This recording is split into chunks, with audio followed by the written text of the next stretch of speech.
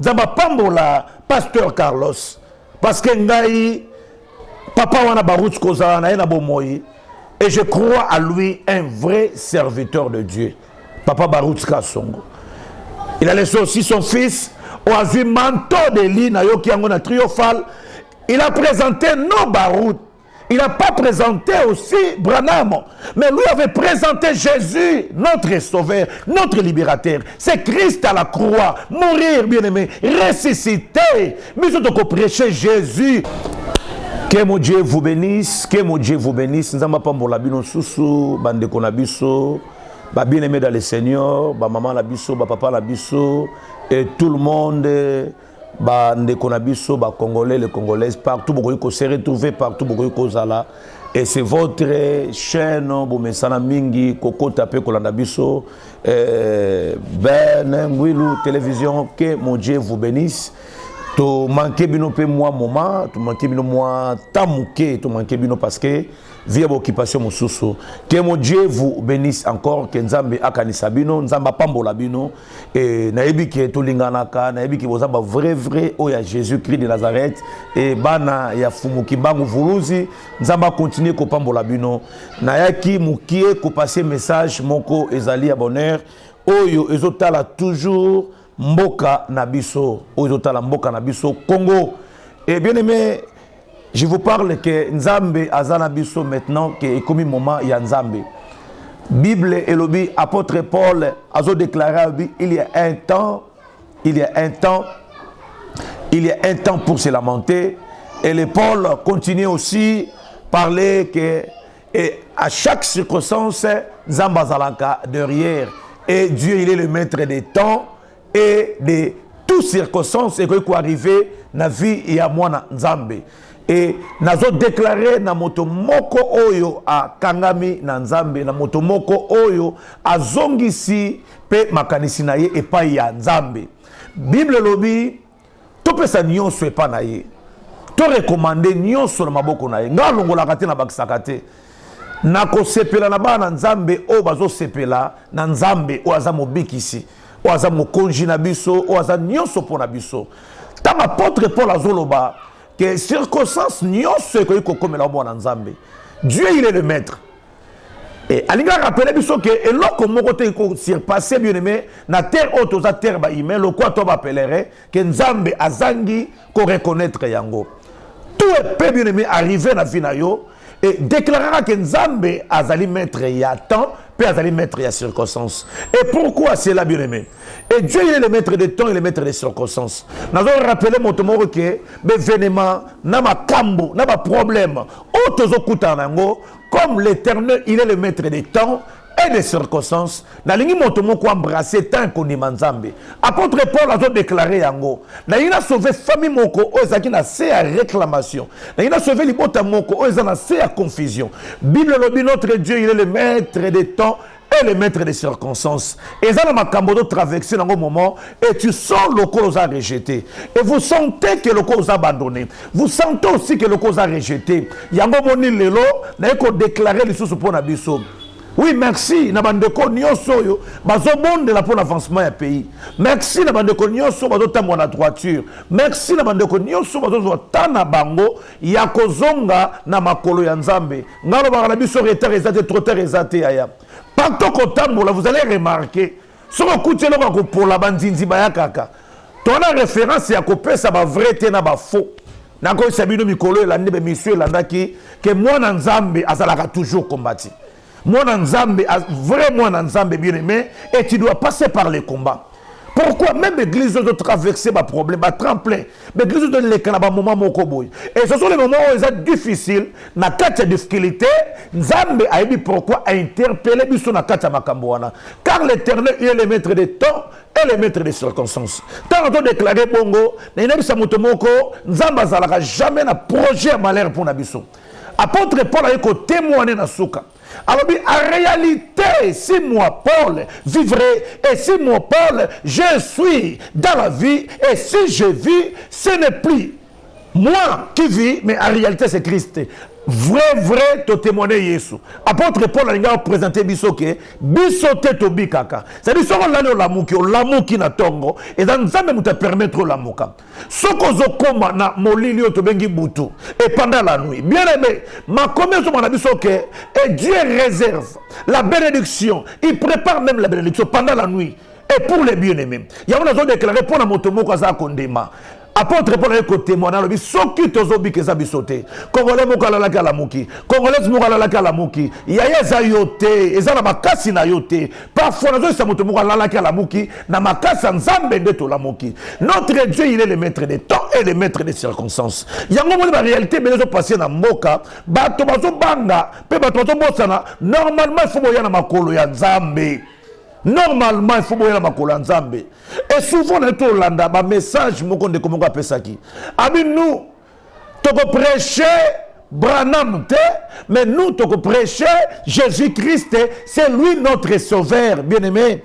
Et le message nous qu'on présenté, message nous qu'on présenté, tu dois présenter Jésus. Jean-Baptiste, ce que lui a fait, de présenter Jésus. Il a dit, voici l'agneau de Dieu. Jésus a présenté le message. Il y a un ami qui apporte Paul Robaki. Ce qui a zobika solo été. En réalité, c'est Christ qui vit en nous.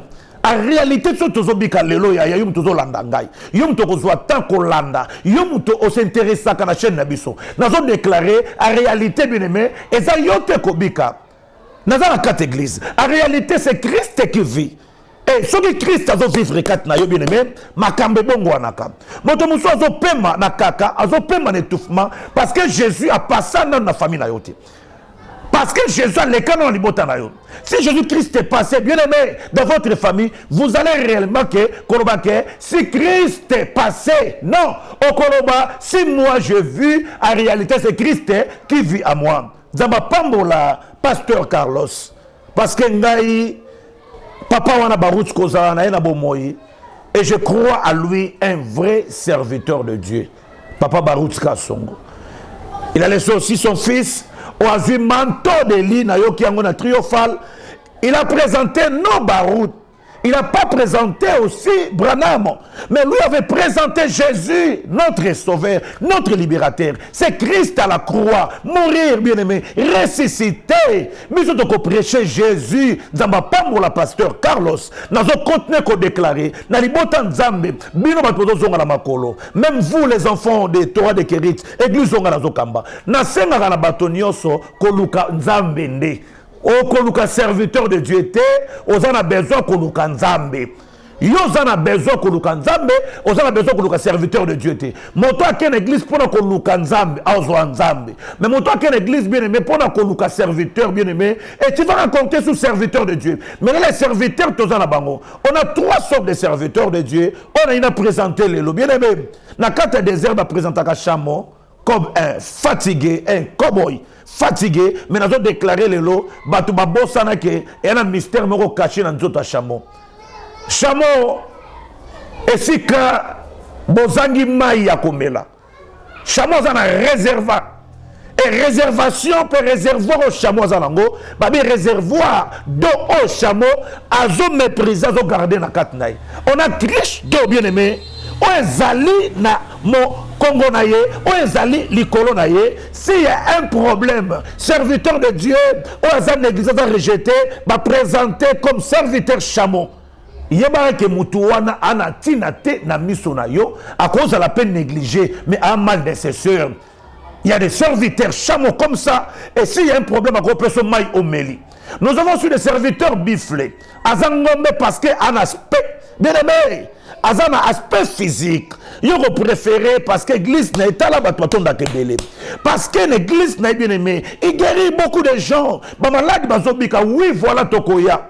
Nato bana bébé awa soki nzinza politique te soki nyamanda poli mais soki nzinzi te soki nyama poli banzinzi baya kaka eli koloba ke moto nyonso zala na référence siko telemi serviteur blif azalaka na aspect mais en lui il y a rien de spécial à peu sur le côté mais vous négligez ça le savoir Chamo oyo quand il y a un danger à komisa mai na Krishna à peu sur pas sungiyo mais retour à la parole la Bible nous dit la Bible nous parle Bible c'est bisabiso vérité on a continué ko bisaba na nzambe bien aimé toujours prêcher Jésus oyo akufa ne kulusu pe à c'est quoi montre-moi ton Jésus montre-moi bien aimé montre-moi ton Jésus et montre-moi bien aimé nzambe nini oyo salelaka question à poser yo bolanda bato te parce que bato wala ba en plaire boyoka bato te pour basali kombo bien aimé na cause na succès yango te bon nzambe na cause la non yango te bon nzambe nzambe ba garda kaye yango nazo sepela na Paul oh lobi si moi je vis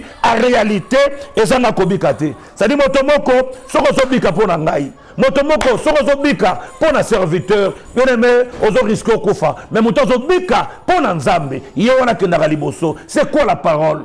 Les gens soif des paroles. Mais allez chez le serviteur de Dieu. Toujours les futilités. Pas les futilités. Rancune. Et l'on a déclaré devant les serviteurs et devant les enfants de Dieu. On va faire une confusion. Mais l'église de l'Oguereza haine. Jalousie, mon terme. L'église de réveil, l'Oguereza séparation et sa division, mon terme.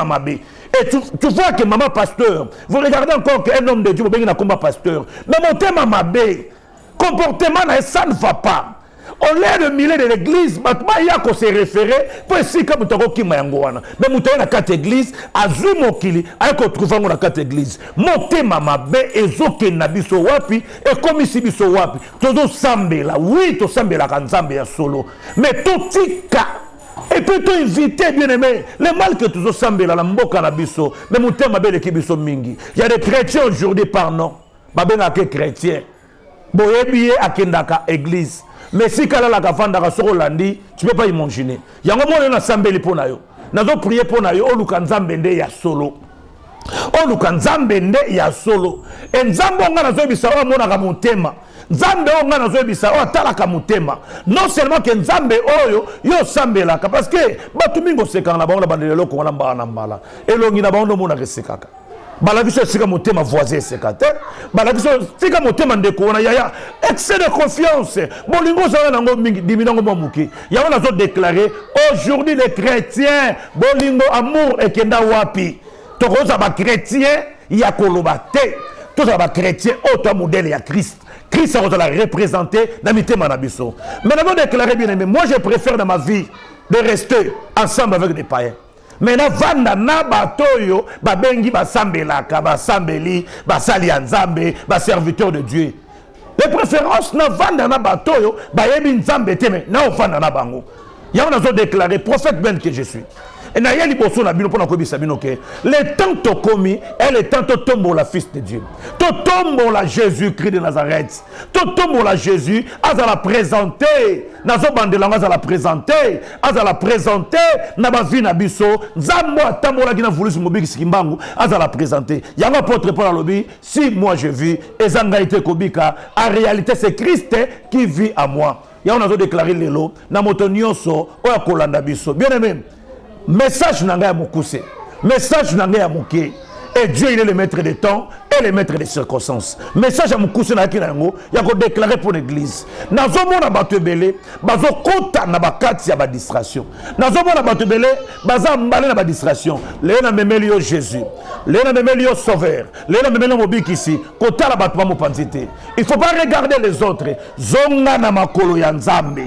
Zonga na makolo ya nzambe basala nzambe babetu mabakute yaya soko beta mabaku nazo benga yo ozonga na makolo nzambe nazo benga yo oluka nzambe na profondeur nazo benga yo yaya oluka nzambe na mozindo yango na kina message moko ya mukuse ya ko fortifier bana nzambe e bino bato bokolanda biso semaine otozoya si le Seigneur nous a bénis et tozali na ba programme na biso ya séminaire autokolobela la guerre de serpent to la kakiango séminaire nanu ebandité to préparer temps otorokota na mozindo ya prière pona koluka nzambe na profondeur na yo na ye wana tobima na rankine ya tobima na rankine nga nazo sambela so moni motokezo kitanga boye pona zo luka intérêt ya amour za la sauver nga na teyaka juste là qui le nom je prêche dans la rue jusqu'aujourd'hui bien aimé na balabala na banzela pona koluka ba amour baza fermé pona koluka ba amour ba na prison nazo kende partout bien aimé allez évangéliser les âmes libérer des hommes que ba amour na baza la sauver yango na déclarer pour na motomoko na komi presque na soka yo muto sepelaka kolanda biso yo muto sepelaka koyoka biso yo muto sepelaka kokota na ba page na biso ya internet nzambe alola a continuer ko pambola yo nazo déclarer photo sauver ba âme non que totondi sabato non que batu bandi mabiso non que batu couronne biso 100% ngam nazo prêcher awa na ekana Jésus nzambo atambola kina kimbangu le Dieu les esprits des prophètes nzambo atambola kina basakoli nazo déclarer tout ça le quoi parcelle Carlos Asalaki na triomphal alobi na ko présenter Baroutité na ko présenter jamais Branham et je vous présente à vous Jésus-Christ de Nazareth ce qui Jésus vous a présenté na metema na biso nyonso ekobonga nyonso ekozala ya biso et voilà bomoninga la na quatre église c'était moi le prophète Ben na yaki ko exauter bananzambe et Bible dit biso que notre Dieu il est le maître des temps et le maître des circonstances yom to 8 ans ya kolanda biso dans la vidéo que mon Dieu vous bénisse partout vos alliés, partout vos se retrouver, partout vos vendis. Nazana message à moulaïté, message nanga et ça qui beaucoup c'est la consolation. On a même les bino lelo prière nangai et ça prière ya sacrifice que Nzambe atika Congo te, Nzambe atika yo te, Nzambe aboya yo te, yo me koboya Nzambe te, yo me to comme musika Nzambe na bengi yo approchez-vous bien aimé na Nzambe bokanga manaye, botsale la Nzambe, bona nzela Nzambe, il faut pas écouter les charlatans. Il faut pas écouter bato bato décourager yo za na Nzambe ni manzambe nazo déclarer Nzamba tambola na musée Aidi na bala na mboka oyo Nzambe azo tambola aujourd'hui na ka walesa na mboka oyo mama Angelo et si que Nzamba azo tambola lisusu na moko to bengi na kombo ya un grand serviteur de Dieu derrière na lingi mingi tan na yokaki et le serviteur de Dieu et papa na biso Carlos oza remplaçant valable et nazo benga et petit Barout et que mon Dieu vous bénisse de présenter Jésus koboya oyo babengi na kombo ya Branham eza koboya était c'est un serviteur de Dieu mais au présenter Jésus c'est lui notre sauveur que mon Dieu vous bénisse ngai pe na pamboli et toute famille pelibota monene oya Torah de Kérit nzamba lola pambola bino et nakozanga te ko pambola bato nyonso oyo balandaka biso na bémission oyo nakozanga te ko pambola ingénieur don et puis nakozanga te ko pambola les prophètes Josué Yoshua et que mon Dieu vous bénisse nakozanga te ko pambola les prophètes Jérémie Kabamba que mon Dieu vous bénisse bo salela nzambe et les serviteurs de Dieu o baza rempli na molimo nzambe nzamba lola kanisa bino ezalaki ngai na yaki ko visiter bino lisusu tozongi lisusu na lire na biso bémission tika nzamba lola azala témoignage azala moko pona bino que mon Dieu vous bénisse bino bolandi biso na se ya bon ya se ya bon d'écran bomonaka toujours totaka numéro wana yom to sepela kokota biso na contact papa uti ko bela papa azalaki na problème santé et kozanga te ko rappelaka biso na numéro wana si y a un problème benga biso to soutenir yo na ba prière biso soutenir yo na mbongo te to soutenir yo kana ba prière na déclarer pour na yo semaine oyo ezala la semaine ya joie ezala la semaine ya gloire ezala la semaine ya visitation et loko luka osala esimba et siko tabitama makolo et pesamela yo que mon Dieu vous bénisse merci.